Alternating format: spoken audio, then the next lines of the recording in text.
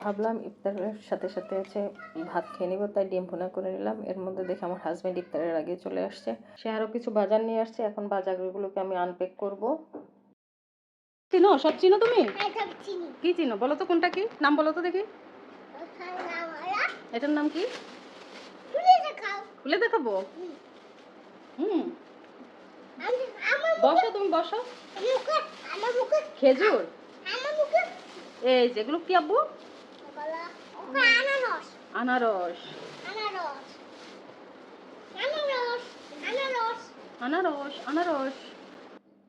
আমার হাজব্যান্ড বলতেছে ইফতারের সময় হয়ে যাচ্ছে, তুমি আমাকে একটা টমেটো কেটে দাও, আমি হচ্ছে ছোলা মুড়ি মাখাবো। তো আমি আগে ওকে একটু টমেটো কুচি করে দিলাম।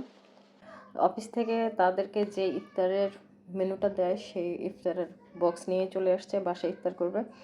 ইফতারের বক্সে কিন্তু মোটামুটি সব ধরনের আইটেমই ছিল, জিলাপি, পেঁয়াজু, বেগুনি, আলুর চপ, তারপর হচ্ছে ছোলা। এছাড়া ছিল রাইস আইটেমের মধ্যে আজকে তেহারি ছিল, একটা জুস ছিল। তো ওই হচ্ছে ইফতার আইটেমগুলো নিয়ে বাসায় চলে আসছে।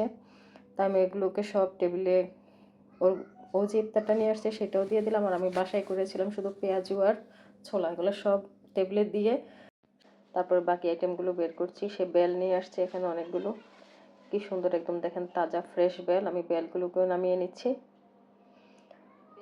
সব কিছু গুছিয়ে নিচ্ছি আমি। এর মধ্যে ইফতারের আইটেমগুলো রেডি করে দিয়েছি অলরেডি টেবিলে। আর যেহেতু ফল নিয়ে আসছে, কিছু একটা এখান থেকে এখন কেটে নেব।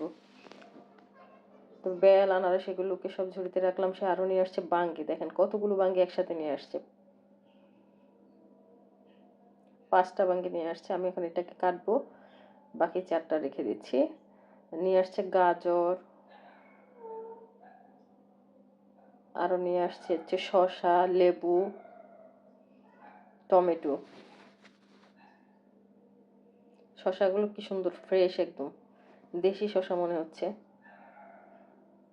লেবু,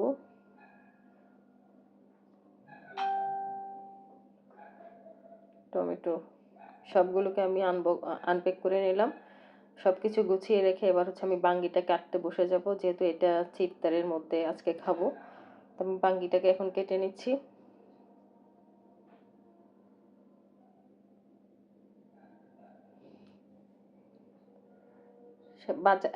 মাঝে মাঝে এমন করে একসাথে অনেকগুলো জিনিস নিয়ে আসে, পরে দেখা যায় একই জিনিস মানে বেশি হয়ে গেলে কিন্তু খেতে বিরক্ত লাগে। একদিন দুদিন খেতে ভালো লাগে, পরবর্তীতে কিন্তু খাবারটা হচ্ছে তত মানে আগ্রহ নিয়ে খাওয়া হয় না, দেখা যায় অনেক সময় নষ্টও হয়। কিন্তু সে আনার সময় এভাবে অনেক কিছুই যেটা আনবে সেটা বেশি বেশি নিয়ে আসে। আমার বাঙ্গি কাটা হয়ে গেল, এখন আমি এটাকে নিয়ে যাচ্ছি খাবো। অনেকেই কিন্তু এটা খেতে পছন্দ করে না, আমার কিন্তু বেশ ভালোই লাগে, যদিও মিষ্টি কম থাকে।